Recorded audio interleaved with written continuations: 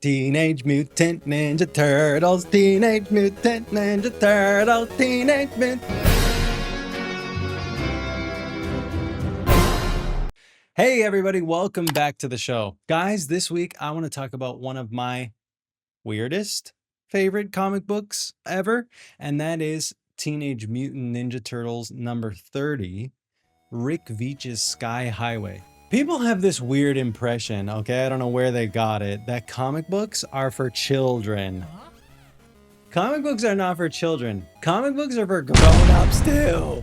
So, this comic book, and by the way, this impression we have that the Ninja Turtles are for kids is because they keep making Ninja Turtle stuff for kids, okay? That's one thing. But they also used to make Ninja Turtles for grown-ups like us, remember? And among those comic books and stuff that they made for grown-ups is this one, the one I'm going to talk to you about today. And I just really love it, and I just think it'll make a really cool deep dive. It's not an Eastman and Laird Ninja Turtles book. It's a Rick Veitch book. And Rick Veitch, if you don't know him, is probably best known for his run on Swamp Thing, which followed the Alan Moore run. Now, tough act to follow, right? And a lot of people didn't, and a lot of people don't, I would say, read the Rick Veitch Swamp Thing now because it's like lesser known and it's following one of the most legendary comic book runs in history. So Rick Veitch, I guess, has lost a little bit of the luster that he deserves, really. And I want to jump into this Ninja Turtles book, and I want to talk about what makes it so cool, why Rick Veitch is one of the great 80s, 90s artists, and that's it. Let's look at it, right? Let's get into it. Let's go. Come on. So, what a cover. Look at this insane cover. Casey looks full blown out of his mind. Have we ever seen him look as insane as this? Who's the freak popping out of this window? Dude, what on earth are we...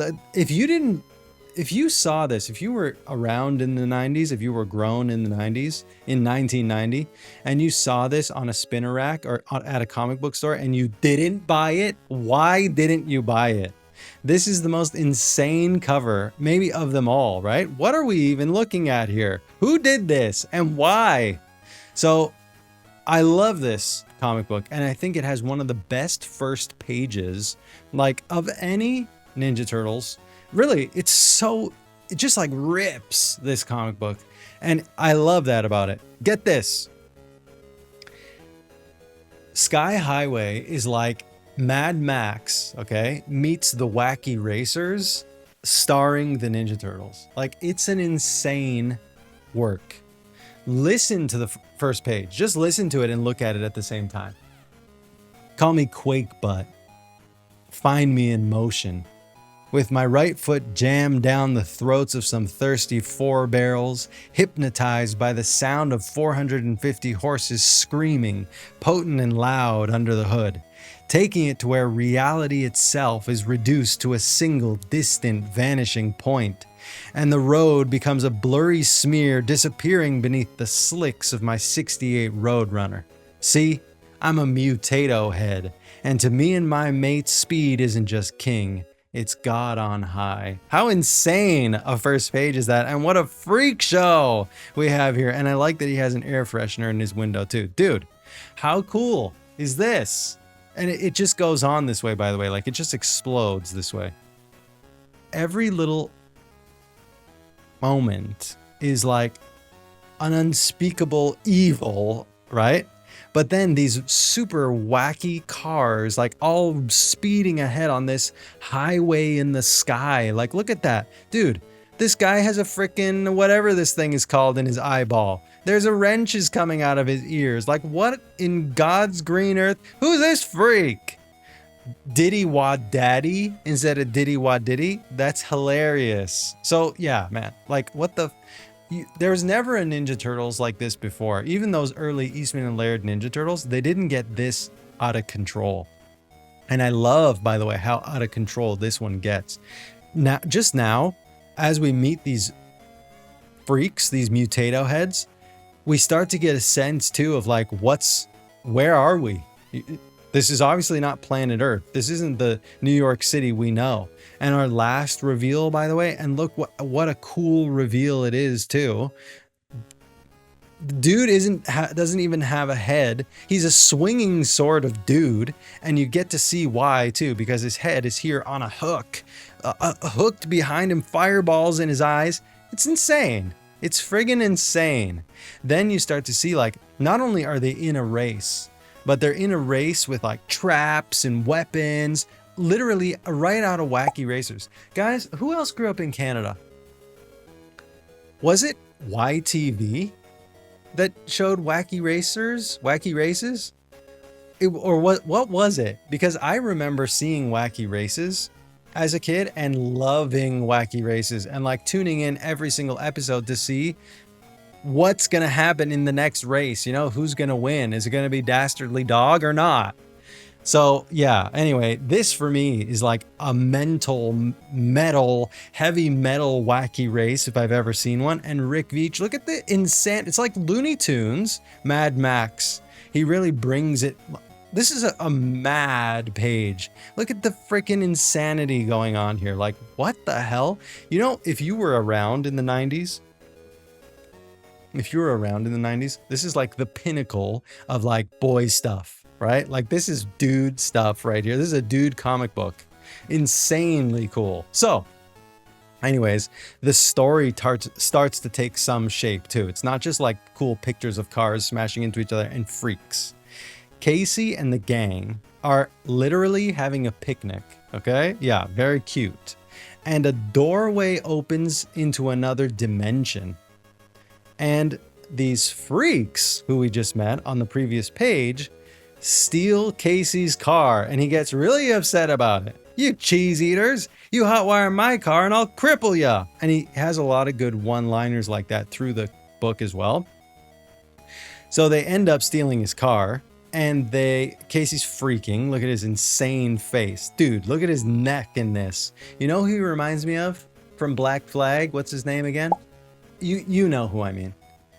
They follow these mutato heads onto the sky highway into this other dimension and end up on this, you know, race to the death to rescue Casey's car. Damn, look at the way it's told. By the way, if you thought the first page sounded cool, that writing style is present all throughout that.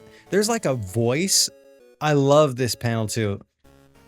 I love how much more cartoonish this skull looks as in comparison with the other two mutato heads, like who are full-blown horror creatures. The skull, there's something so cartoonish about it. I think it's so fitting too, though, like tonally for the whole thing, that there's a comedic element and then like a real rotten horror underneath it all. It was super cool. What was I saying? I was making a point, but never mind.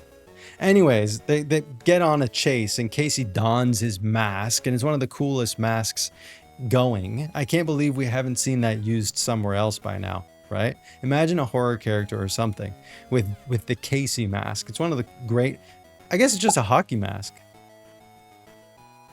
But anyway, we don't see it that often.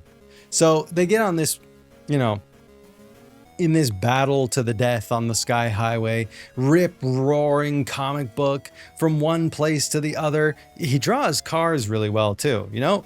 I would say probably we don't see that many.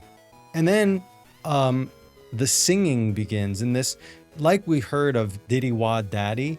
Guys, I don't know if you're big like 50s and 60s music fans, but Diddy Wah Diddy is a Bo Diddley song, if I'm remembering correctly. And this like papa papa papa papa uma mau mau papa uma mau papa uma mau mau papa uma mau mau papa papa uma mau mau. That's happening here is, of course, everyone knows the bird is the word. That's I love that there's like a rock and roll heavy metal mashup. There's a 50, just by the way of the cars, there's a time and place in this other dimension where you have like a Mad Maxian fight to the death happening in another dimension in the sky.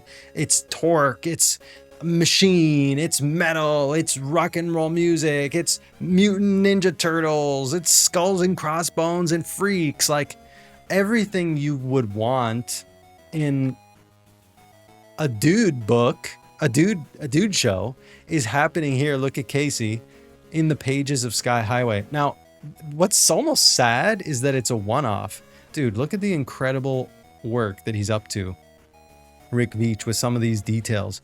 I'll tell you what else is cool about him is that he goes from the very cartoonish, like we've seen with that skull, for example, to the hyper realistic and detailed, like over exaggerated realistic and detailed. Look at this. This is another perfect example where you have like a silliness, almost like a Three Stooges wacky racers. Haha, they all bonked into each other. It's a chain reaction. But then like the incredible hyper reality of the next panel is something cool that I think he does. You know, it would be cool too to go from this to his amazing layouts, by the way, amazing panels. Look at the directions of the panels, and the direction, of course, follows the way that the car moves from off one highway onto the other one. Super cool. Would be really cool. What I was trying to say is to go from this to his Swamp Thing. To see them side by side would be amazing. Damn. And hear the tacks come out, like your worst nightmare when you're on the road, someone with a box full of tacks, and the absolute freaking mayhem that it leads to as the guys try to make their way across the Sky Highway. Love this one as well, like super reminiscent of Mad Max. I guess Road Warrior would have come out just a few years earlier than this. Probably just a few years earlier than this, and maybe the Thunderdome wasn't so far behind it.